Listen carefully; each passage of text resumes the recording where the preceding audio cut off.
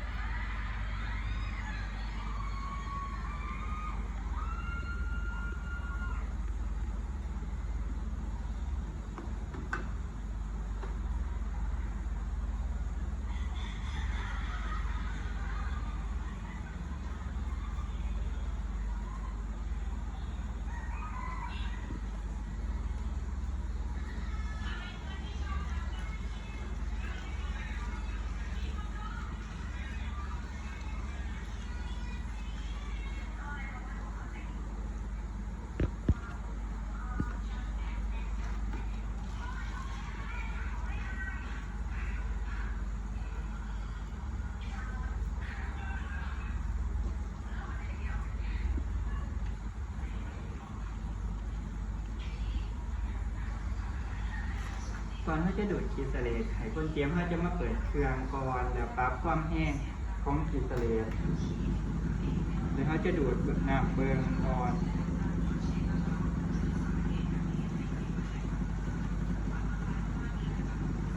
สายของดูดท่อคีสเลตจะมีหลายขนาดแต่ละขนาดแตกต่างกันในส่วนวัยแต่ละวัยเด็กหน่อยจะมีขนาดต่างผู้ใหญ่เลยจะมีขนาดต่างก็ถ้าจะดูดคีสเลตน่าจะเสร็จ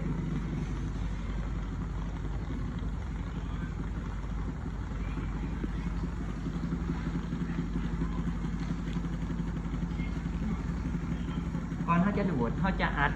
ซองนี้ไว้ก่อนในขณะที่เขาดูดถ้าเขาดูดแล้วเขาจะเปิดซองนี้ออก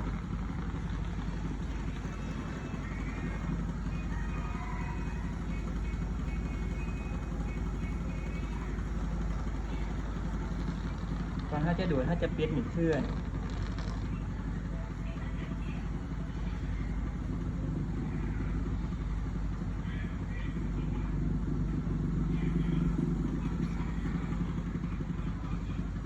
ดูดขีดเสลดเขาจะดูดในดังเบอร์สองขางเบอร์สองเบื้องเลย ก่อนเขาจะมาดูดปาก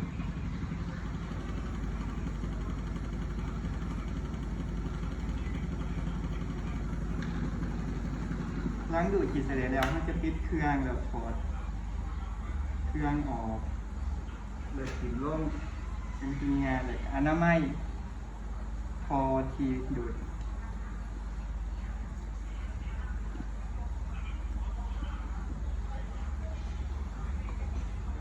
ถ้าเกิดเย็นเนี่ยเครื่องแล้วอนามัยปะ